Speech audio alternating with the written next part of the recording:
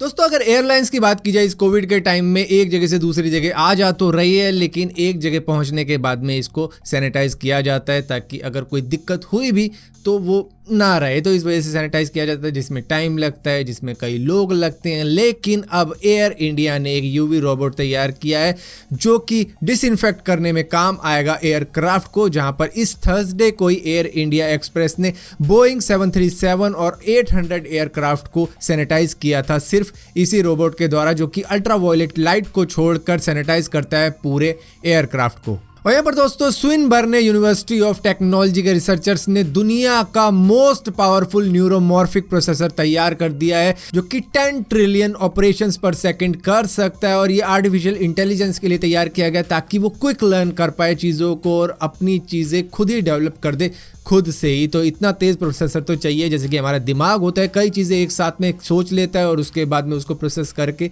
बोल भी देता है। तो ये सारी चीज़ें करने के लिए एक फास्टेस्ट प्रोसेसर तो चाहिए ही, ताकि आर्टिफिशियल इंटेलिजेंस भी इंसानों की तरह ही काम कर पाए। तो फिलहाल के लिए ये कह सकते हैं हम ये कि दुनिया का सबसे तेज ऑप्टिकल न्यूरोमॉर्फिक प्रोसेसर अब आ चुका है, जो कि स्विनबर्न यूनिवर्सिटी ऑफ टेक्नोलॉजी ने तैयार किया है। और पर दोस्तों आपको जानकर यकीन नहीं आएगा कि एक स्टडी के अंदर ये पाया गया है कि पृथ्वी की स्पीड अब थोड़ी सी तेज हो चुकी है घूमने की पिछले 50 सालों के मुकाबले में। अगर 2020 का ही कंपैरिजन देखें तो इस चार्ट में आपको पता लग जाएगा कि कितने मिली सेकेंड्स का हिसाब किताब था इन महीनों के अंदर। ये ऑन एवरेज में लगाए गए हैं, लेकिन अगर पूरे 50 साल की एवरेज निकाली जाए तो अब हमारे 24 घंटे करीबन 0.5 सेकेंड पहले ही खत्म हो जाते हैं। मतलब कि पृथ्वी की स्पीड अब इतनी तेज हो चुकी है घूमने की कि अब वो 24 घंटे नहीं बल्कि 24 घंटे में से अगर 0.5 सेकंड्स हटा दिए जाएं तो उतने में वो अब अपना एक चक्कर कंप्लीट कर लेता है। हालांकि ये कांस्टेंट नहीं रहता, कभी ज्यादा रहता है कभी कम रहता है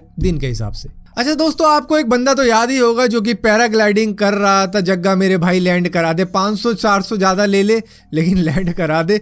वो बंदा दोबारा से पैराग्लाइडिंग करने गया और इस बार भी उसकी वीडियो वायरल हुई। हालांकि पहले वाले मजे नहीं दे पाए, लेकिन ठीक है यार। क्या बात है यार, माँ कसम मजेदार। मुझे बिंदु भाई माँ कसम बता रहा हूँ, आपकी कसम बता रहा हूँ कि जिंदगी में पहली बार ऐसे नीचे देख रहा हूँ और डर नहीं लग रहा।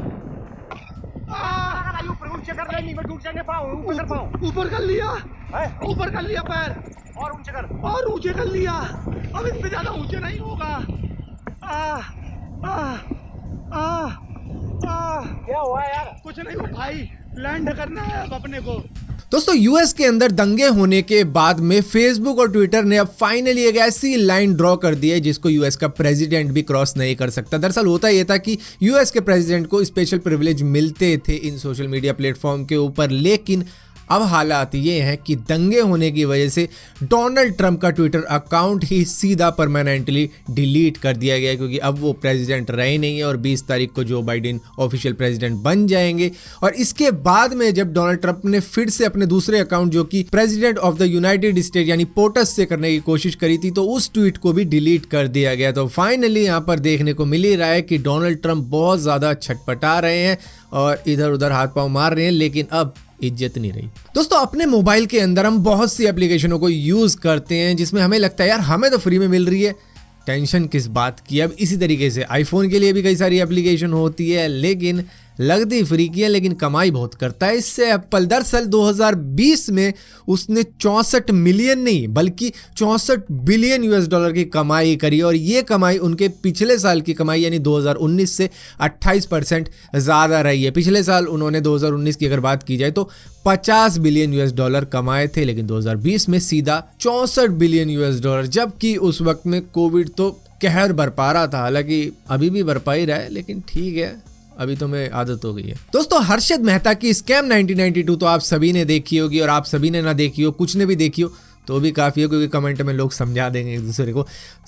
इस स्टोरी के अंदर हुआ ये था कि हर्षद मेहता किस तरीके से ग्रो हो गया था स्टॉक मार्केट के अंदर, और इसी वजह से वो दुनिया का सबसे अमीर आदमी बन गया था, जिस पर लोगों ने अंधा विश्वास करना शुरू कर दिया था। मतलब जो वो कह दे तो उसी की स्टॉक इतने ज़्यादा उठ जाते थे, उसके पैसे इतने ज़्यादा उठ जाते थे कि ये उसी पर खेलने लग गया था। तो यहाँ पर अब इसकी बात मैं क्यों कर रहा हूँ, क्योंकि एलॉन मस्क भी कुछ अब उसी तरीके के इंसान लग रहे हैं दुनिया वालों को, क्योंकि दुनिया का सबसे अमीर आदमी अगर किसी चीज़ के बारे में कह दे तो वो प्रमोट ना हो, ऐसा तो हो ही नहीं सकता। और ऊपर से 2018 के वक्त में जब इन्होंने फेसबुक का पेज ही डिलीट कर दिया था तो कितने लोगों ने फेसबुक को यूज़ करना छोड़ दिया था उसका अंदाज़ा भी नहीं है। और फेसबुक के प्रोडक्ट से पता नहीं इनको क्या दिक्कत है तो है। और यहीं पर अभी व्हाट्सएप की नई पॉलिसी आई तो जिसके बाद में कई लोगों को ये हुआ यार ये तो ज़बरदस्ती वाली बात हो गई कि मतलब एक्सेप्ट करोगे हमारी पॉलिसी को तो ही हम यूज़ करने देंगे। ऐसा है कि मतलब कि अगर तू मेरी बात मानेगा तो ही मेरे घर में रह सकता है वरना नहीं रह सकता। ये सेम वही वाली बात हो गई। तो यहाँ पर इसी को लेकर एलॉन मस्क ने कहा यूज़ सिग्नल अपने ट्वीट के ऊपर, जब देखा कि भैया व्हाट्सएप ने तो सारी चीज़ें बदल दी और वैसे भी इनको इतना ज़्यादा कुछ खास लगाव भी नहीं है फेसबुक से। अब यूज़ सिग्नल ट्वीट इन्होंने कर तो दिया और ये एक encrypted multi platform messaging app है जो मैं बता दूं व्हाट्सएप के ही को फाउंडर ने बनाई है, जिसको फेसबुक ने खरीद लिया था। जैसे व्हाट्सएप किसी और ने बनाया था, फेसबुक ने उसको खरीद लिया ताकि कॉम्पिटिशन खत्म कर दे अपना। तो यहाँ पर एलॉन मस्क ने सिर्फ यूज़ सिग्नल बोला और इतना कहते ही इस एप्लीकेशन के शेयर्स 1100% उठ गए। तो मतलब लोगों ने पैसा लगाना शुरू कर दिया इसके ऊपर कि हाँ भैया यहाँ तो ग्रोथ लग रही है, जैसे कि फेसबुक ने ग्रोथ करी है, व्हाट्सएप ने ग्रोथ करी है तो सिग्नल भी करेगी, अभी के अभी पैसा लगा दो। तो वैसा ही कुछ हुआ है। हर्षद मेहता ने भी कहा था कि मैं लोगों के पैसों से नहीं, मैं विश्वास पे खेलना चाहता हूँ। इनका भी कुछ ऐसा ही है।